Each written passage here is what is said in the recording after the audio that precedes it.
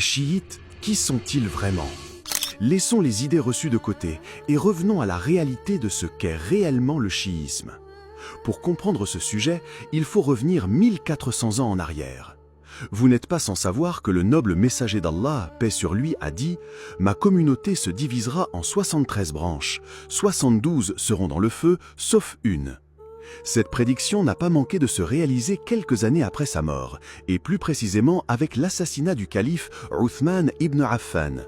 Ce meurtre sera à l'origine de l'une des plus grandes fitnas que le monde musulman ait connues, impliquant directement de grands compagnons, qu'Allah les agrée tous. Cela aboutira à la bataille du chameau, opposant Ali et notre mère Aïcha. Nous reviendrons un jour sur cet événement si Allah le veut. Pour l'instant, comprenez simplement qu'il y avait 4 postures parmi les musulmans. Ceux qui exigeaient l'application du talion au meurtrier de Uthman avant de reconnaître le califat de Ali et qui étaient du côté de Muawiyah. Ceux qui reconnaissaient le califat de Ali sans lui faire allégeance à cause des divisions.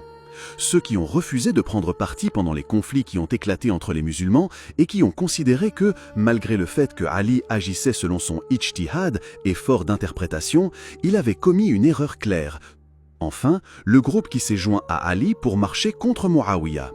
On s'est donc retrouvé avec 2 groupes majeurs. D'un côté, ceux nommés Shi'at Muawiyah, le groupe de Muawiyah, et de l'autre, Shi'at Ali, le groupe de Ali.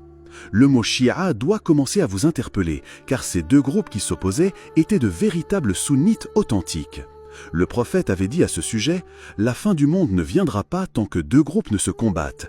Une grande tuerie se produira entre eux. La proclamation des 2 sera la même chose. » La phrase « la proclamation des 2 sera la même chose » signifie qu'ils prétendront tous défendre l'islam ou la vérité. Aucun des 2 ne sera clairement en dehors de l'islam. La fin de cette fitna aboutira au renvoi de notre mère Aïcha, par Ali chez elle. La réalité démontrera que c'est Ali qui avait raison sur le fond, et c'est aussi l'avis majoritaire des savants. Aïcha elle-même, qu'Allah l'agrée, regrettera d'avoir quitté sa maison pour prendre part à cette affaire. Ce sujet est complexe, donc il faudra qu'on y revienne avec plus de détails. Cela dit, il faut savoir que parmi les partisans de Ali, un groupe va le trahir et le traiter de mécréant. Ce groupe a été appelé les Kharijites. Les autres l'ont suivi jusqu'au bout, et ce sont eux les véritables chiites, du nom Shi'at Ali. Mais tout comme les sunnites, une partie a fini par dévier du droit chemin et est tombée dans le sectarisme et l'extrémisme, adoptant des croyances non conformes au Coran ni à la Sunna.